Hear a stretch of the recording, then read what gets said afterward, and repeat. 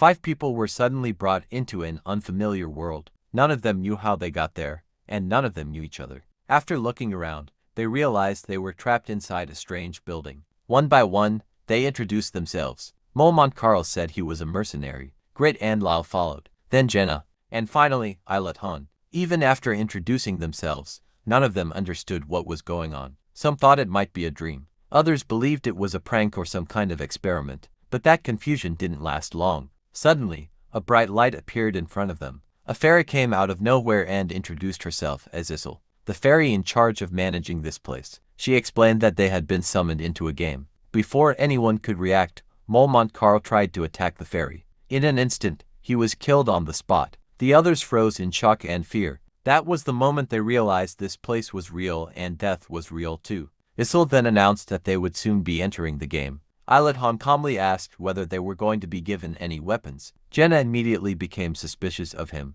wondering how he knew so much about what was happening. Islet explained that they needed to prepare for battle and told everyone to pick weapons from a small shed nearby. The others were surprised, especially since most of them didn't know how to fight. While preparing, Islet picked up a shield. Jenna questioned him again, still suspicious of his behavior. Before things could escalate, a voice suddenly echoed through the area, announcing that some people who entered the tower earlier were already dead. The fairy became angry, explaining that they all died on the first floor. Then, one man suddenly claimed his arthritis was acting up and said he couldn't walk anymore. No one believed him. When he tried to run away, Jenna forcefully dragged him back, ignoring his complaints. Soon after, the group was pulled toward a portal. With no way to escape, they were forced to enter the tower. And that was how their game truly began. And that's the end of chapter 1. If you enjoyed this video and want to see what happens next, don't forget to like, subscribe, and share. See you in the next chapter.